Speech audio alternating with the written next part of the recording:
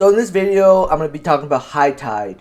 Bringing up Kronos Group is because they got some interest and in acquisition. At least I think so. I mean, according to this article, it seems like someone is interested in buying out Kronos Group. But they're not going to comment on it unless they have to by law. So, I personally don't understand the attractiveness behind Kronos Group, except for the fact that they're pretty cheap. For the fact that they like 765 million US, and they have like in the balance sheet they have cash of like $916 million. So they have a ton of cash on the balance sheet, and they don't have any debt. So yeah, they would be like an attractive acquisition, especially if you can get it at a price of $765 million. You just basically acquired a ton of cash for the same value as the company, which is severely undervalued. Besides that, Kronos, like I'm never objective to anybody saying, "Oh, buy Kronos Group," because I believe Kronos Group is cheap for the amount of cash they have on their balance sheet. I just don't understand the attractiveness of the company from a business perspective, because they're not performing very well.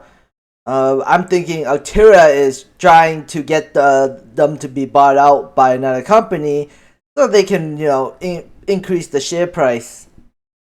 That's what I think. Maybe at the end of the day, I don't really know. High Tide, very attractive acquisition in my opinion. They have e-commerce in the US. So if a multi-state operator does take over High Tide and US legalization happens, they could then use High Tide's e-commerce store to sell MJ to consumers. And then on top of that, they also get access to being the number one Canadian player in the retail space. And eventually, I'm thinking US and Canada will have a free trade agreement for MJ, and they will be able to send products over to the US, over to Canada, and Canada will be able to send it over to the US. And so I'm thinking that they can just send, like, whoever owns the High Tide stores will be able to send over products to the High Tide locations. At least that's my opinion. I don't know if that will actually happen. I'm thinking it does, because if you look at beer and alcohol, US companies are sending products to Canada. So I don't see why, vice versa, why that couldn't happen. I honestly think that could totally happen. Only time will tell when US legalization happens. It will happen. It just don't know when.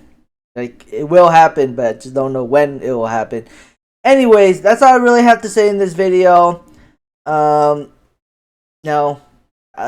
Tide is extremely cheap. I mean, a multi-state operator, $10 million, $100 million, that's easily buy them out.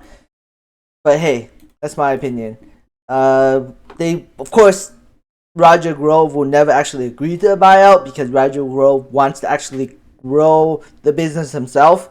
He's like, some people have it, right? Some people, they just want a quick buck. They want an easy way out. Those are the type of people that don't really succeed. The people that are passionate, like Elon Musk. Like, look at Elon Musk, right? He's 57 years old. He's the richest man on the planet, and he still works like a maniac.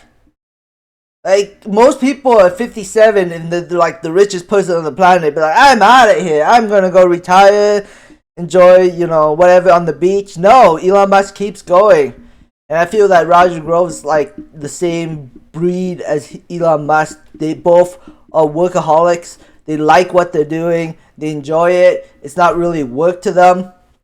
And I think Roger Grove would rather build a business up versus just selling out his business. That's my opinion. Anyways, thanks for watching and have a great day. Bye.